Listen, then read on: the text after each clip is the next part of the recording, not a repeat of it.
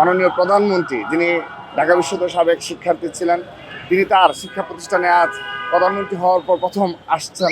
সর্বস্তরের যারা ছাত্রদের নেতাকর্মী রয়েছে, বিশেষ করে ঢাকা বিশ্ববিদ্যালয়, জগন্নাথ বিশ্ববিদ্যালয়, বেসরকারি বিশ্ববিদ্যালয় সহ কলেজদের যারা নেতৃবৃন্দ রয়েছে, তারা বেশ নেতাকর্মী যে মাননীয় প্রধানমন্ত্রী যিনি ঢাকা বিশ্ববিদ্যালয়ের সাবেক শিক্ষার্থী ছিলেন, তিনি তার শিক্ষা প্রতিষ্ঠানে আজ প্রধানমন্ত্রী হওয়ার পর প্রথম আসছেন। স্বাভাবিকভাবেই সবার মাঝে একটা উৎফুল্লতা বিরাজ করছে। আমরা যেটা জেনেছি যে উচ্চ শিক্ষা বিস্তার আরও কী কী পদক্ষেপ নেওয়া হচ্ছে, সে বিষয়ে হয়তো বা তিনি বেশ দিক নির্দেশনমূলক কিছু বক্তব্য হতে বাঁচতে রাখবেন। এটি দেখুন, আমরা এগুলো করেছি এভাবেই যেন কোনোভাবেই বিশ্ববিদ্যালয়ের পরিবেশ যেন নষ্ট না হয়। আমরা আজকে লাগিয়েছি শুধুমাত্র, এবং দেখবেন যে রাতের মধ্যে আমরা চেষ্টা করব যে পুরো ক্যাম্পাস আবার যেন সে আগের রূপে ফিরে যায়।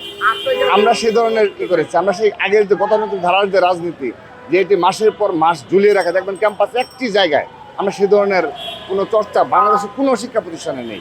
এটি ছাত্রদের নতুন ধারার রাজনীতি।